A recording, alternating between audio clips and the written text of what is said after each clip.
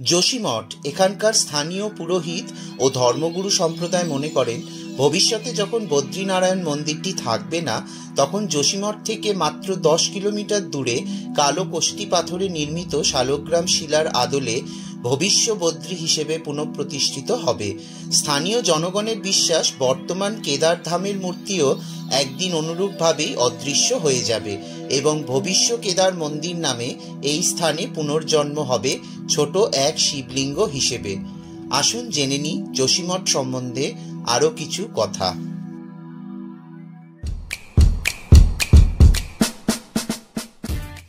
গাড়োয়াল হিমালয়ের কোলে উত্তরাখণ্ডের চামোলি জেলার এক পবিত্র শহর হল যোশীমঠ।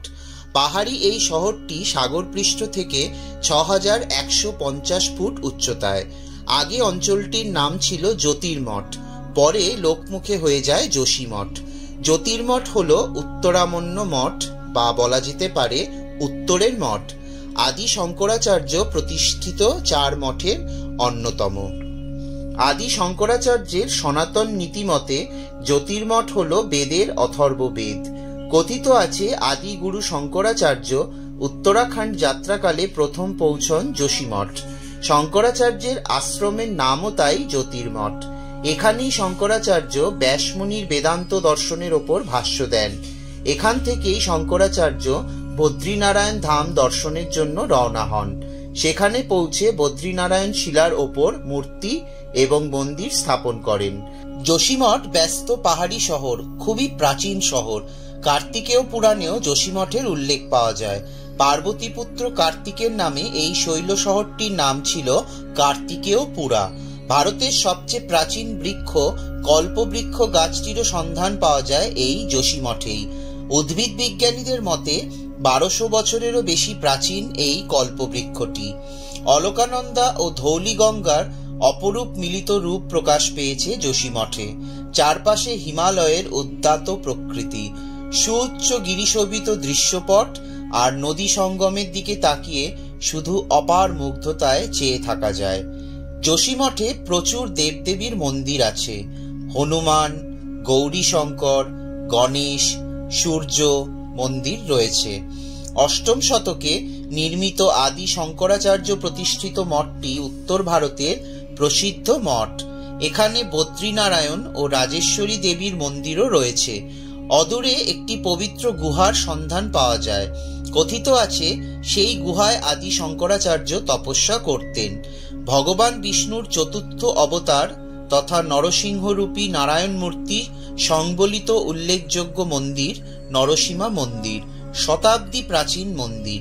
এখানে নরসিমা ভগবানের মূর্তিটির দক্ষিণ হস্ত চুলের মতো সরু। জনশ্রুতি এমন একটা সময় আসবে যখন সেটি ভেঙে বা নষ্ট হয়ে যাবে। তখন বদ্রীনাথের কাছে জয় বিজয় পর্বত দুটিও ধূলিসাৎ হবে এবং বদ্রীনাথ ধামের বদ্রীনারায়ণ মূর্তিটিও অদৃশ্য হয়ে যাবে বর্তমান মূল মন্দির থেকে।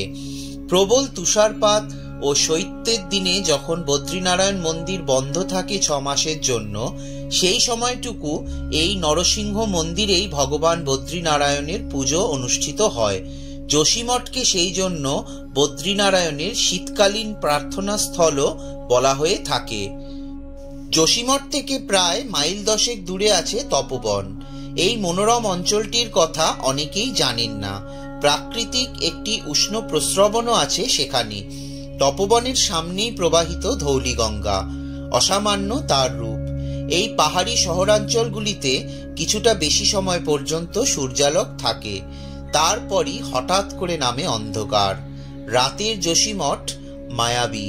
দূরের জনপদের আলোগুলো জানান দেয় তার অস্তিত্বের। এই ছিল যোশীমঠ সম্পর্কে কিছু জানা অজানা কথা, যেটি আমি আপনাদের সাথে শেয়ার করলাম। ভিডিওটি ভালো লাগলে অবশ্যই লাইক, শেয়ার, কমেন্ট করবেন আর অবশ্যই আমার চ্যানেলটাকে সাবস্ক্রাইব করে নোটিফিকেশন বেলটাকে অন করে রাখবেন, যাতে ভবিষ্যতে আমি যখনই কোনো ভিডিও আপলোড করব তার নোটিফিকেশন আপনাদের কাছে চলে যাবে।